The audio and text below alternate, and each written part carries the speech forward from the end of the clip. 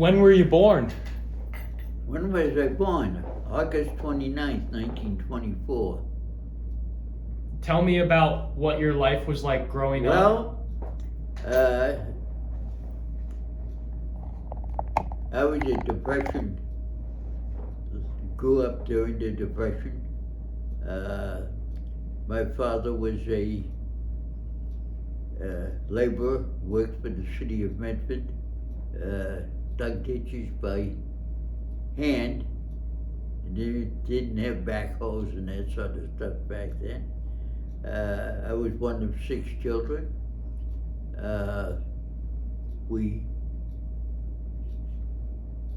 None of us got fat eating. Then went to high school, ran in the track team, played football, and got an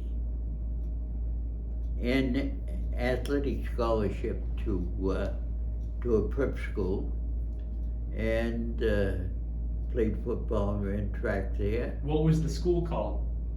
In Boston. It was called Huntington School for Boys. A friend of mine says it sounds like a reform school. And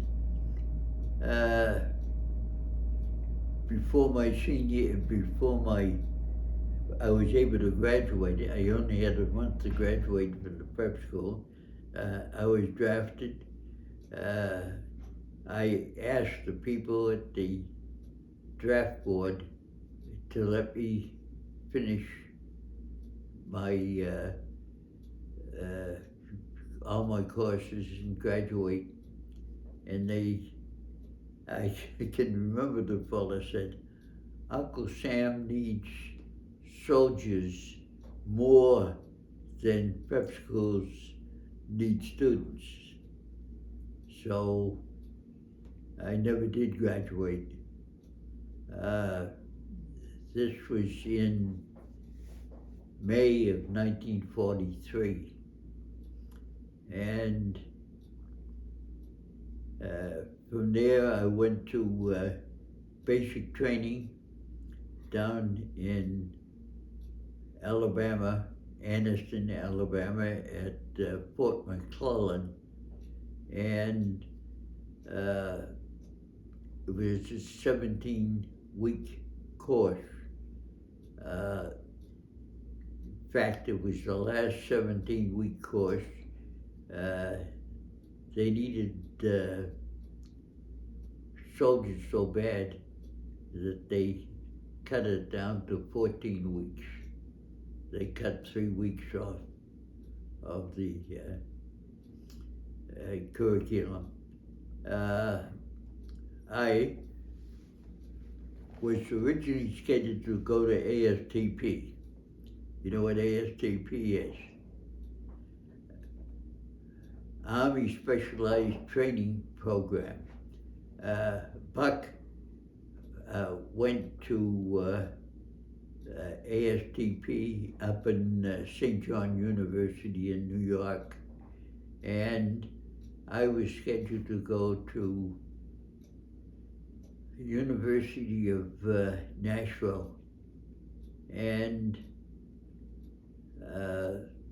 there was some kind of delay because of my teeth. I had they pulled out 2 of my teeth and had a partial bridge made, but they couldn't find it. Because they couldn't find it, I was held up going to ASTP, and then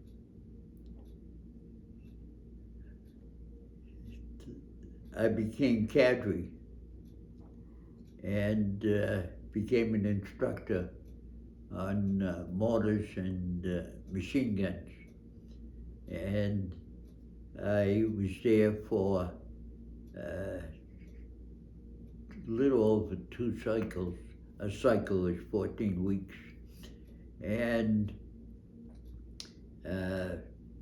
I was then sent to. Tell me more about your schedule and what life was like in I'm sorry? Tell me more about what life was like in ASTP. What life was. What life was like when you were in ASTP. What you went through, your training. Tell me more about your training while you were with ASTP.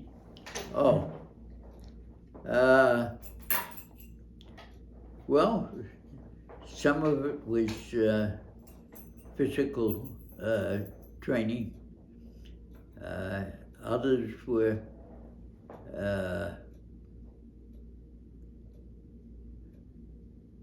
going on hikes,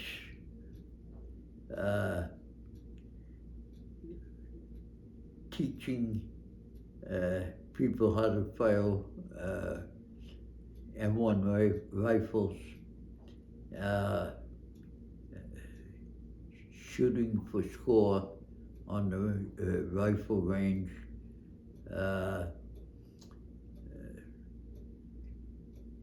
teaching people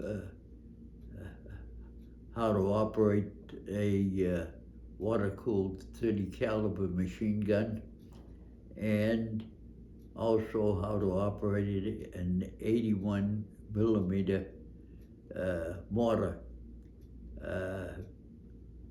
how to fire it, how to estimate the distance, and that sort of thing.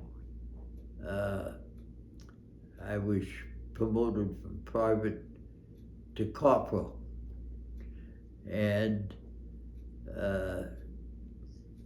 when I was transferred to Fort Meade, I was a corporal, and from Fort Meade we went to New York City and took an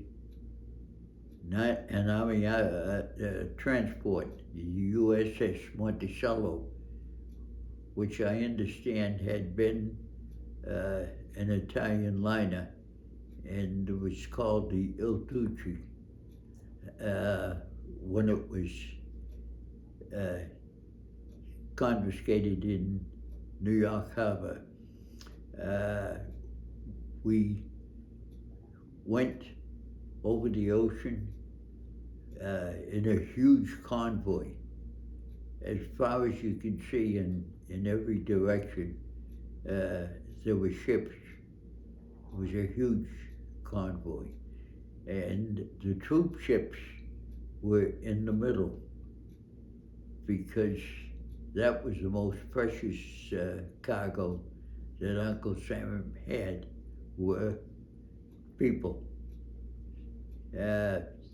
We landed in Liverpool, were taken to, my goodness, I don't remember the name of the town, and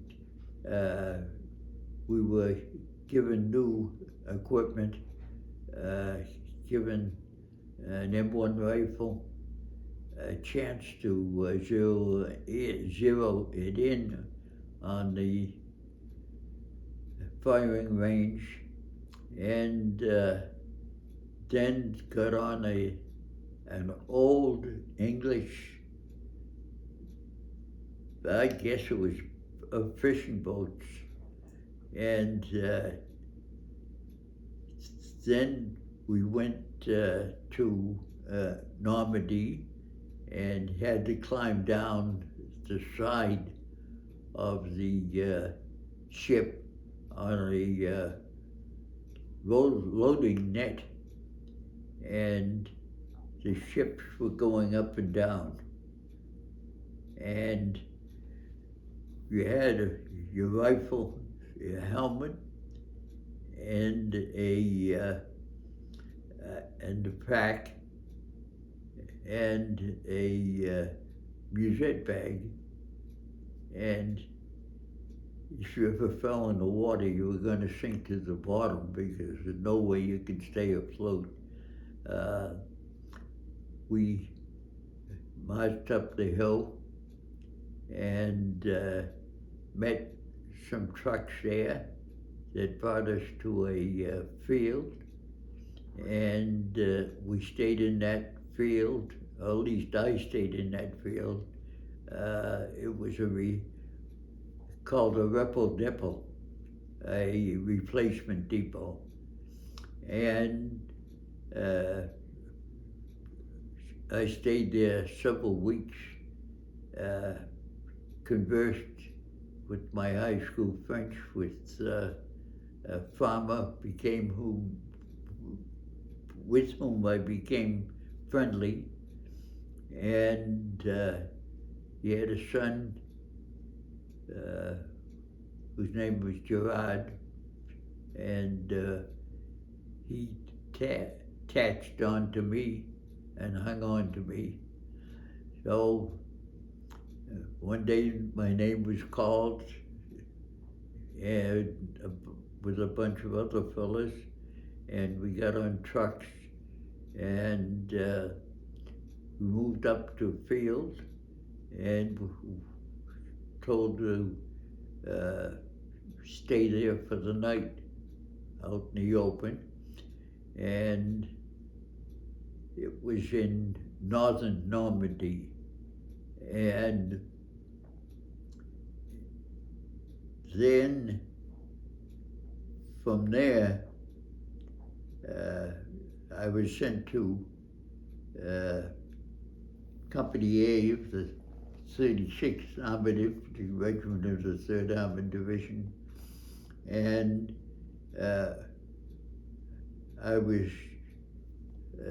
all of us were assigned to a squad, and the company commander, who was a first lieutenant, we had been through two captains. One was wounded and the other one was, we never could find out from him. All we could say is that I zigged when I should have zagged, which makes me believe that they found him not to be competent to lead troops in combat. And that's a guess. What were their names?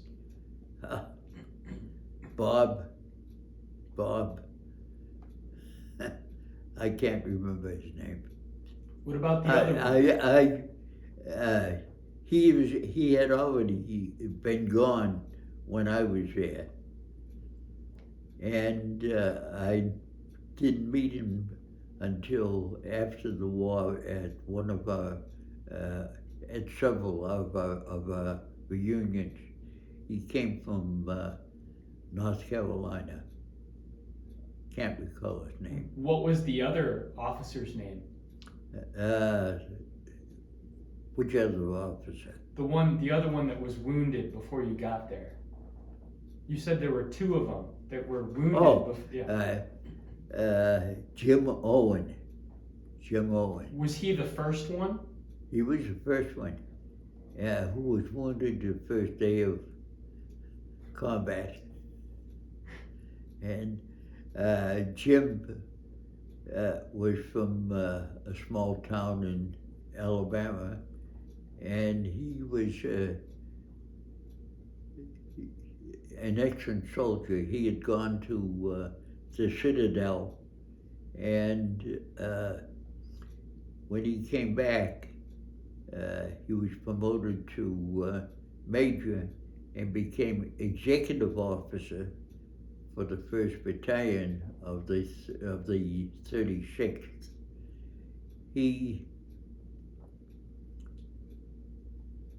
I interviewed him several times had recordings of Jim, a nice guy. So the fellow I met his name was James Corbett, and he was from Woonsocket, Rhode Island. The fellas used to like to say Woonsocket.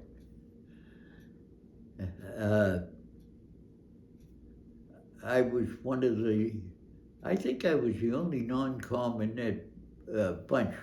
I think they were all privates or PFCs. No, I think they were all privates. And he told me that I was going to be in charge of the 60 millimeter mortar. And I said, sir, I don't know anything about the 60 millimeter mortar. All my work was on the 81. And he said, they're basically the same, except one larger than the other. So I came and met the fellas in the squad. Would it be appropriate right now to show a picture of the fellas in the squad? Yeah. Well, it's a picture up there. Do you want to point them out for me? Sure.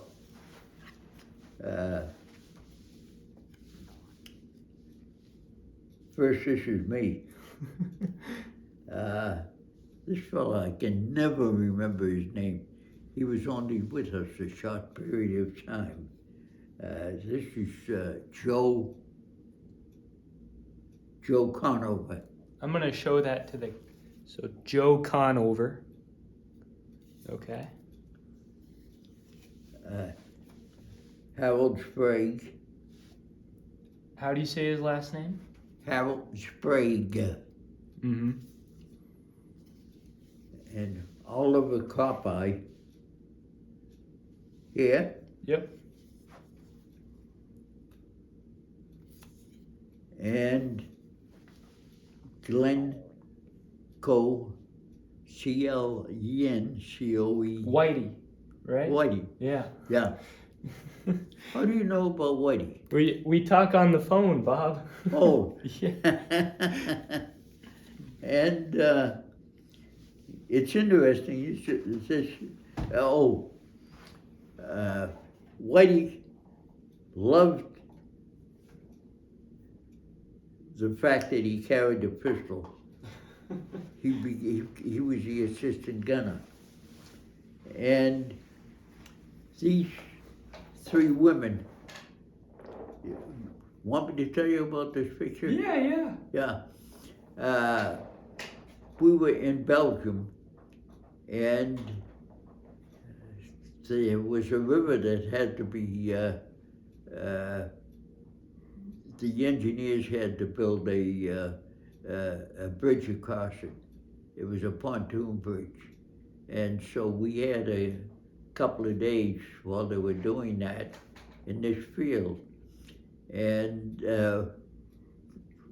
while we were in this huge field, and the natives came out, and among them were these three girls and an older fellow who had a camera, took this picture, and said that took all our names and addresses and said he would send us a picture after the war. And we all didn't think that would happen, but of course it did happen. This picture is a goodie. Shows that it did happen. When the picture came, It was probably in September, October of 1945, when the war had ended and postal service had been completed between the countries. On the back, he had a stamp with his name and his address. 25 years later, exactly 25 years later, I took the month of May off and visited this place. It was, the name of it is ANS, A-N-S, and just a small town. And his address was on it in that stamp. I found the house and knocked on the door. A woman came to the door, and I showed her the picture and my passport, and I said, I would like to see Mr. Lamelin. And she said, il est mort. He's dead. He just died a couple of months before. So she invited me in, met her husband who was waiting to be discharged from the Belgian army.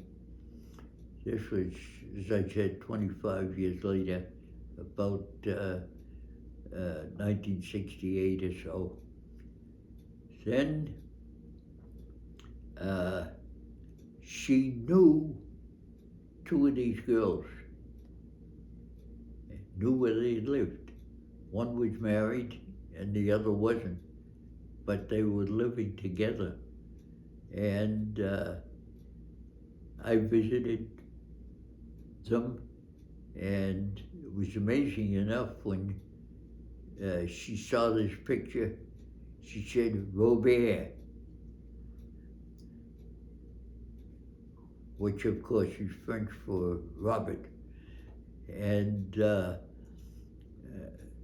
we had her and her husband had been in the Belgian army and had been captured, and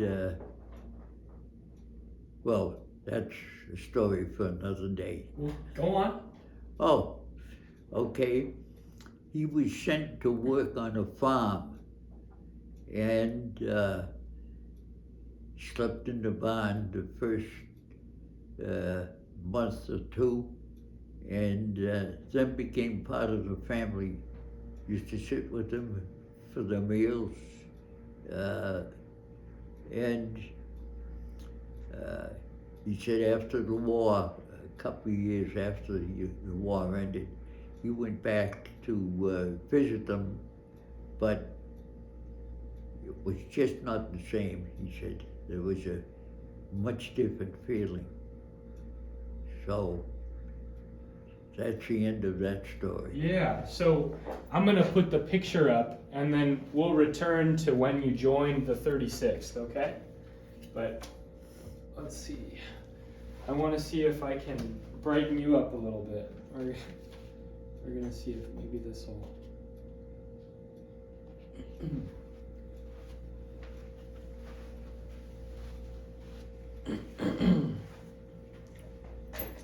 Alrighty. So, what day did you join the 36th? August 19th, 1944. Yeah. So you met the squad. Tell me about when you first got there. Well, when I first got there, they had been through an intense battle, and at the closing of the Falaise Gap, and in that squad, there were only two fellows left. One was Oliver Coppi, and the other was Harold Sprague. Harold Sprague was the half-track driver, and so he was not a fellow who was engaged in the fighting. And so there really was just cop-eye out of left out of an 8-man squad. Well, I was 19 years old, and I was in charge of cop-eye, who was probably in his late 20s, and Harold Sprague. Harold Sprague was good. Oliver Cop-eye was not good. He tested me every way he possibly could. And Tell me about that. well, let me get to it. To the important part of it. The other fellows, my best friend is not in that picture. His name was Mike Lucas. Mike was 34. My birthday was on the 29th. So 10 days after I joined the A Company, I became 20 years old. Only I didn't tell them I was 20, I told them I was 24. And Joe Conover was 34 also.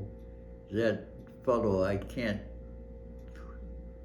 pin his name down, was 35 and had several children.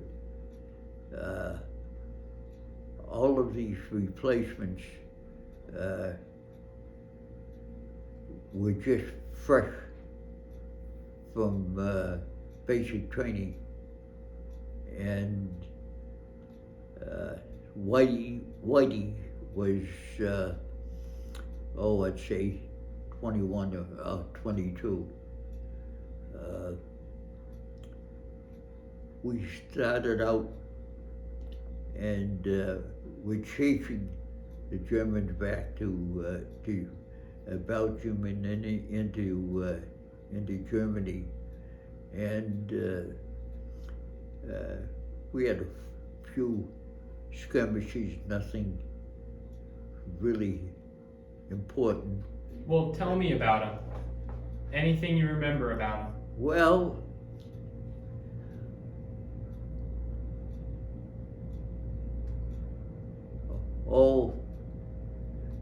a few German soldiers in the field. We saw a P-47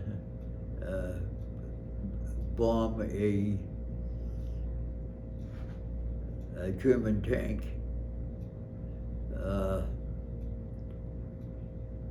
And a few shots fired, but there was really nothing important until we got to the Siegfried line.